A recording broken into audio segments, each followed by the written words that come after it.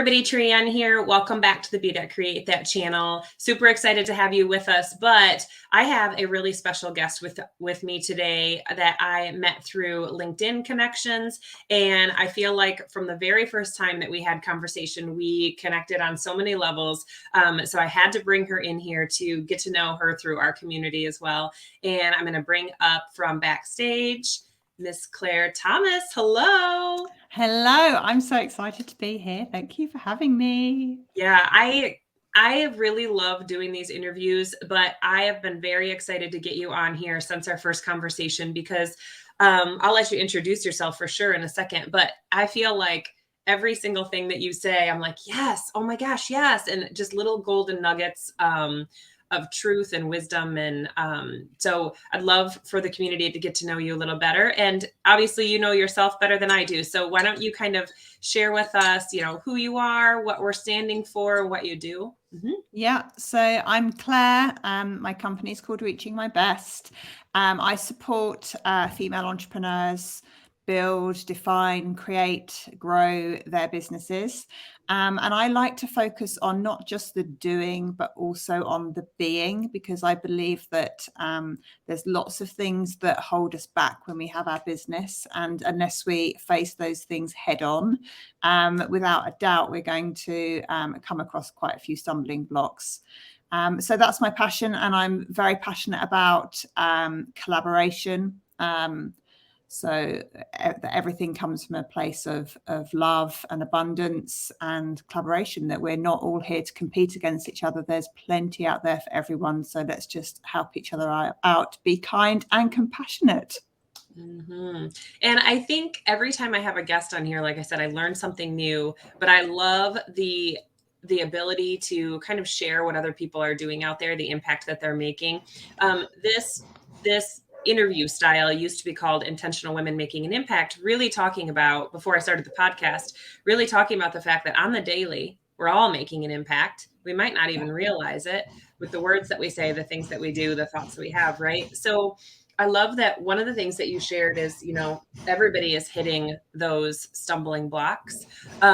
So when you think of your journey into this coaching and entrepreneurship, tell us maybe about one stumbling block that you see the most often and how you were able to overcome that.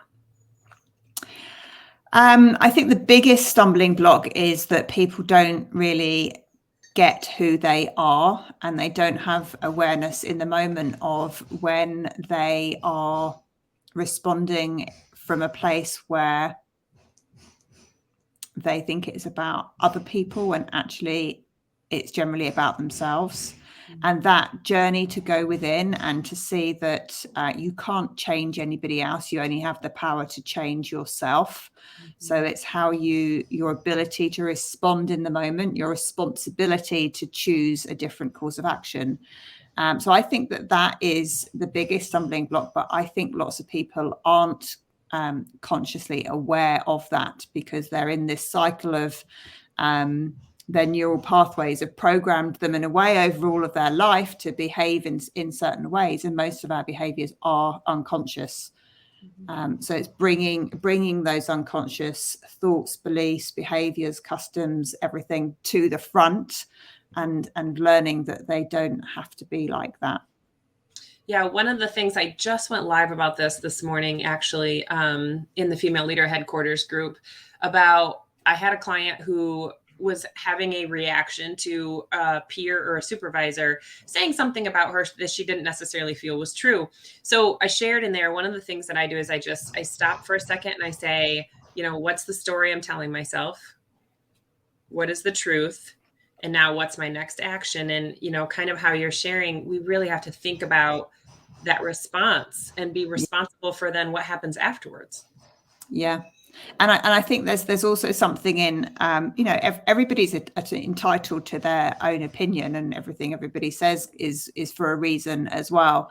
And if somebody says something to you that makes you feel a bit sort of icky or uncomfortable, you don't like once, then, you can do what you said. If somebody else says it, then maybe that gives you a bit more pause for thought. And if you start to get to 3, 4, 5, 6 people that are giving you the same sort of feedback, then that is definitely a sign that you need to be looking inside for how you are responding to the world and to people, because there's something that you're doing that is causing your response and their response. Mm-hmm. Right. So when you think about the time frame that you've been in coaching, so how long have you been in the space that you're in right now? And what would you say is probably your favorite part? I've been coaching through my own business for nearly 18 months now, and I was doing it for about a year before that in the company that I previously worked for. My favorite thing about it is when I help clients see what they haven't been able to see, when there's those light bulb moments, the penny drops, and they're like, oh, and it's just really fulfilling to help them in that way. And I think it's also hard to appreciate what that feels like unless you've had some of those pennies dropped yourself, which is why I strongly believe all coaches should have coaches as well, because until you've experienced those things, you can't get what it feels like for your client to experience them either. Mm-hmm. We have to grow through it, right, before we can help other people, for sure. Yeah. So when you think about, you said, so roughly 2.5 years ish, you've been in coaching space. Where do you feel like your vision is taking you? What's the target? That's a very interesting question. And I feel like it's continuously evolving. And I'm trying to be with that rather than do it, if you like. So trying to give myself a lot more space as to where things go. I'm naturally a doer. I'm very efficient and productive, and I can get into this cycle of going too fast. So, one of my mantras is slowing down to speed up, and that's where I am at the moment. So there's definitely a lot in there about being authentic, living in alignment with our values, following our hearts and our passions. And that's where my big passion is, that I want to help as many women achieve that as possible in the confines of having their business and all the other responsibilities and hats we wear as women, because it's tough. Mm-hmm. It is. When we think about even I saw a video the other day, I was trying to think, it was like talking about all the silent labor, the things that we do in the woman roles that people don't even realize that we do or that need to get done. And, on one side of it, I can get bitter about it. But on the other side of it, when you really think of service, and I was also thinking, I can't be upset with my family for not helping if I don't say, hey, is anyone open to doing this? Because sometimes they just don't see it, especially if you've done it for so long. We've talked about that because both of us have kids. And I've definitely been more conscious of, I have to stop and say, have I even asked anybody for help? Have I even suggested anybody else do this? And really just listening for a second before I start responding, right? Definitely. And I think that was one of the big surprise learnings from COVID and the being in lockdown for me, was being all of us together. I have 2 daughters, all of us together in the house all day was just not something that we used to, aside from holiday time. But very quickly the girls got used to doing the washing up, laying the table, clearing everything away, and I don't even have to ask them to do it anymore. It's just become a habit, and it feels so good that they do that. And at the moment, my husband's away from home for 6 months. He comes home at the weekend, so I'm not without him all the time. But on the days when they sense that I have lots to do, they just instinctively help me pick up the slack, which, it's just amazing. And there are so many kids that go off to university and they don't know how to put their clothes in the washing machine. I'm like, what? How is that a responsibility as a parent, to not show your child how to turn the washing machine on, or the dishwasher, or to boil some rice or something? Did you have like an aha moment that happened for you besides COVID? Not really. No, I think it's been well, I've definitely had moments when I'm like, I can't believe I'm doing all this stuff and nobody says thank you. Yeah. But I think we just moved to that in COVID, and it's stuck. That's so it's so funny. With the restaurant, I work with a lot of teenagers, and I had a 14-year-old boy that I was like, I need you to get some mop water and go up and mop the cash line. And I go up there and he's just flinging this mop. And I thought, Yeah. oh my gosh, you really don't know what you're doing. And Yeah. I have to think about the fact that this is not stuff that they're learning at home that then we had to No. take on to teach them. So it's so interesting. Yeah. We just stop and listen and pay attention, right? Yeah. So as part of, leadership and being successful, one of the things you mentioned was that you feel like you're really productive. If you had a time management hack or something that helps you the most, maybe a tool or a system, what would that be?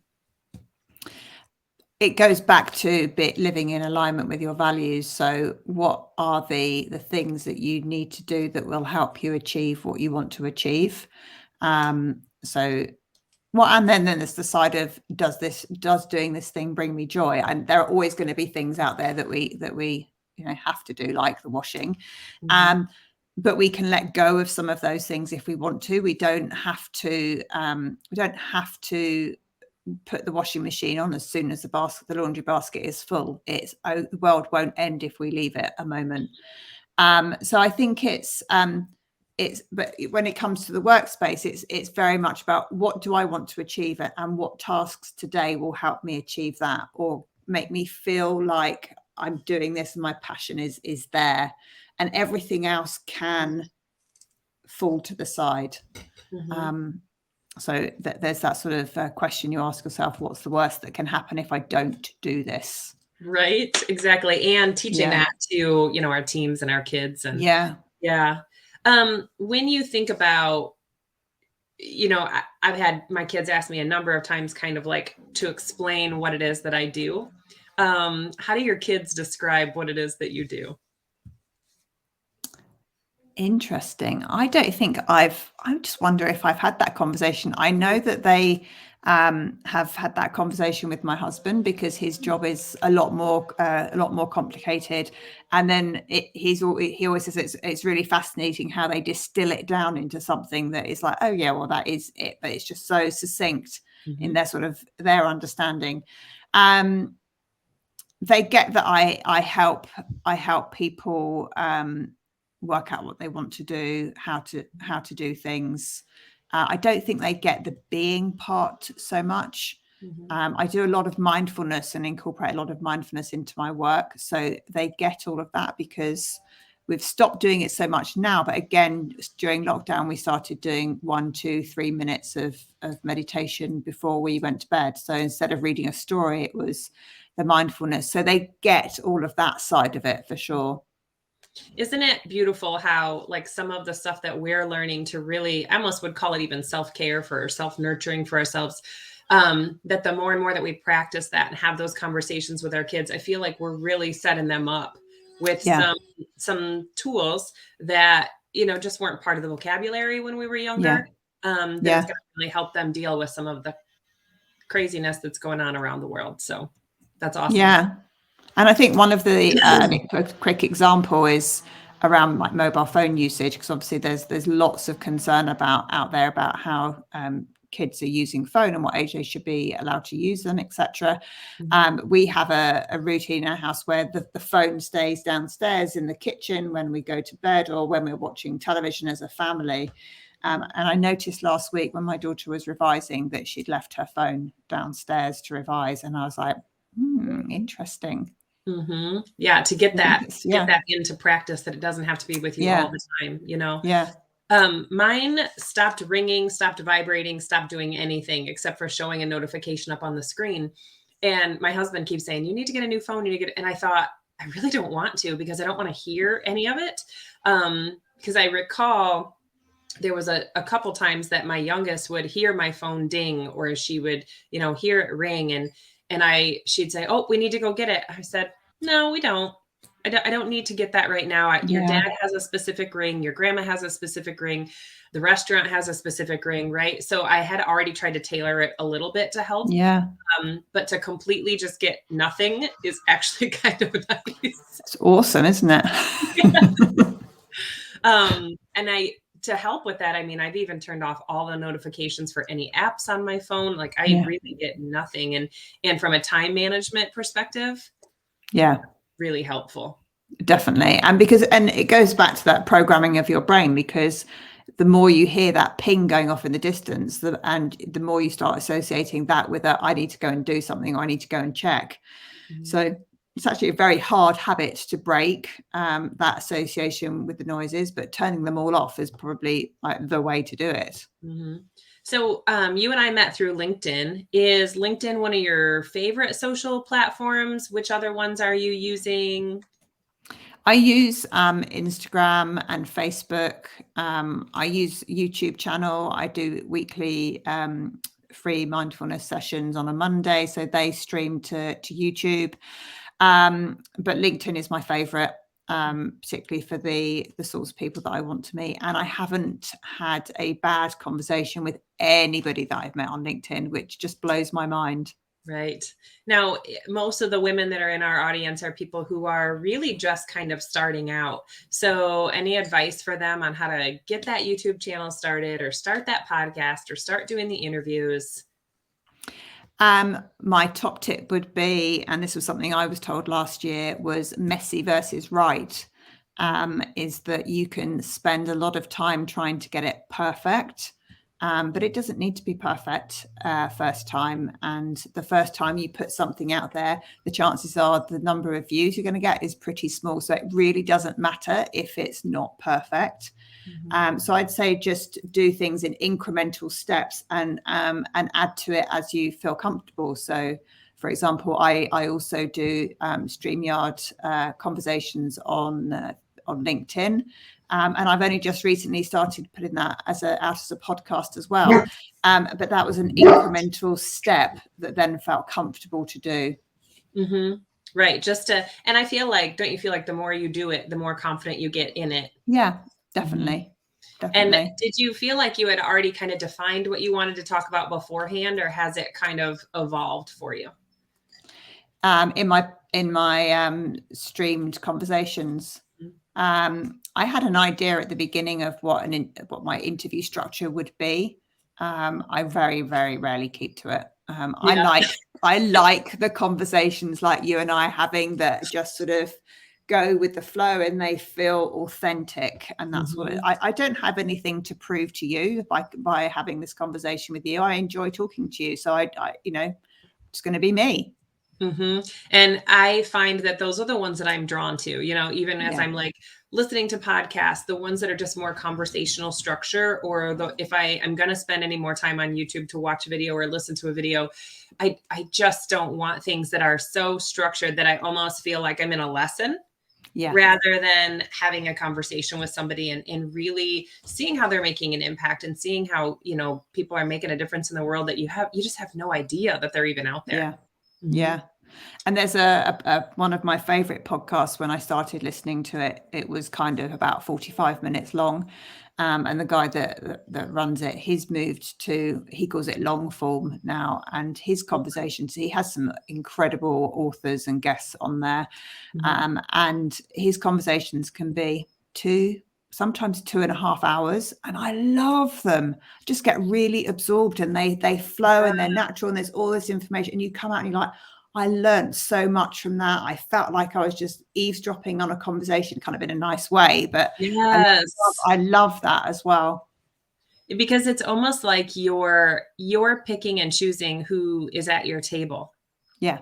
I've said before, if you're the smartest person in the room, you're in the wrong room. But it also feels like, who am I letting in that inner circle? And what am I learning from them? What am I noticing? It's just really interesting how changing what you're allowing to come into your mind, to a mindfulness point, how that really changes your entire day. Yeah, definitely. So I have a pretty, I wouldn't say it's a strict morning routine, but a specific morning routine. And the people that are in the group or follow the channel know that that's a hot point for me. But I also talk about, it doesn't have to be a morning routine. It can be anytime during the day. Do you have something during the day that you feel like is a non-negotiable for you that helps you really step into that leadership and feel more successful? Yeah, I'm smiling because clearly mine's going to be a morning routine as well. I guess I knew it would be. Good. Yeah, I mean, I get up early, really early, 5:05 at the moment, in the morning, and I start with 20 minutes of meditation. And then I either go for a run with my friend, or I do like a YouTube class that I have on my phone. And then the order that can then change, but I either walk the dog or do the school run, and that, either way around. And yeah, I've started drinking coffee, so I'll add a shot of coffee into that, followed by a green tea, and that sets me up for the day. And the non-negotiable in that, well, aside from the dog walk, obviously, because he's not happy if he doesn't get one, Right. is absolutely the meditation. I would not be without that. I hate the day doesn't feel right if it hasn't started with the meditation. And you've definitely mentioned that a couple times, and I know that's a big part of your practice. So for the person who is beginning to get into meditation, do you have any specific either apps or people that you follow or videos that you listen to? Yeah, there's most people, at least in the UK market, know Headspace, which is what I started out using, or Calm. There's a free one, which is called a free app you can download called Healthy Minds, which is actually quite has quite a strong educational component to it as well, and you kind of go on a bit of a journey with them. But so I found that the apps are really, really useful to give you the structure and to learn the techniques. But my top tip would be do what feels right for you. It doesn't matter if it's just 1 minute. 1 minute is enough. And there is no right or wrong way to meditate. If you have thoughts that are there and get in the way, then those thoughts are a gift that bring you back to your breath. So that I think people that I've taught mindfulness to have kind of got hung up on this. Well, I don't know if I'm doing it right, or I can't stop my thoughts. And it's like, but who can say what is the right way or the wrong way to do it? Just it's about being present in the moment and having awareness. That is the most important. And just stopping yourself for a second and saying, I think Dr. Joe Dispenza talks about, like, you're calming the lion. You're calming that animal inside that you're like, no, I told you to sit here and this is what we're doing. And just being at peace with that, which is a beautiful thing, even once a day. Yeah, exactly. Exactly. Awesome. Yeah. So, where do you feel like people will follow you the most, or where are you putting out the most of your information so that they can get to know you and your work a little bit more? LinkedIn. They can obviously find me through you on LinkedIn. But yeah, I'm up as Claire Thomas. I think it's Claire Thomas 2. That's where all my content goes out, without a doubt. And I can be DM'd on there. But you can find me at Reaching Your Best on Instagram. And my website is www.reachingmybest.com. Wonderful. I think that you're about to get blown up with invites as soon as we were. Cool. That would be lovely. We have this, yes. Anyone that's friends with you is friends with me, and Right. vice versa, I hope. They're just gonna absorb it all and love it. I can feel it already. So obviously I've had you on here for almost 25 minutes. Thank you so much. I'm so, being respectful of your time. Do you have any questions for me? I've had you on this for so long, and obviously give you a chance to ask me a hot seat question as well. So if you have any questions for me.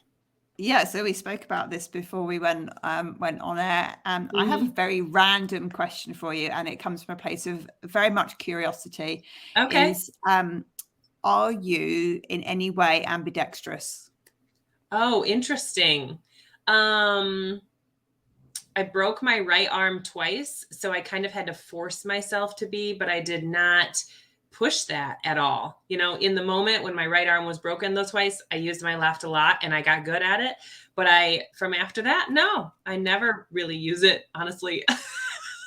And is that something that you're consciously aware of or unconsciously aware of? Because I noticed that I think I am slightly ambidextrous, but not necessarily just with writing. So I've always cut with my left, but I noticed that I pour the kettle with my left, for example.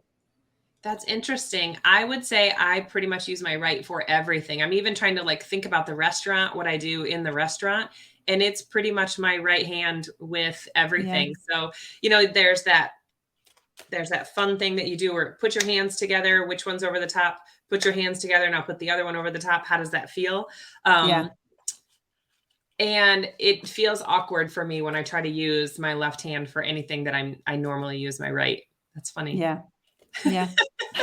Random, I know. It is random. But again, that's part of that mindfulness and really thinking about, you know, what are we thinking about? What are we doing? How are we acting? What do we want to be? So that goes right Yeah, along, that curiosity goes right along with what you do, which I love. it does. Yeah.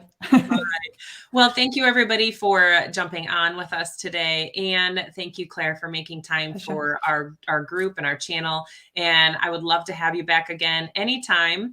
And I hope that you guys just have a wonderful week and we will talk to you soon.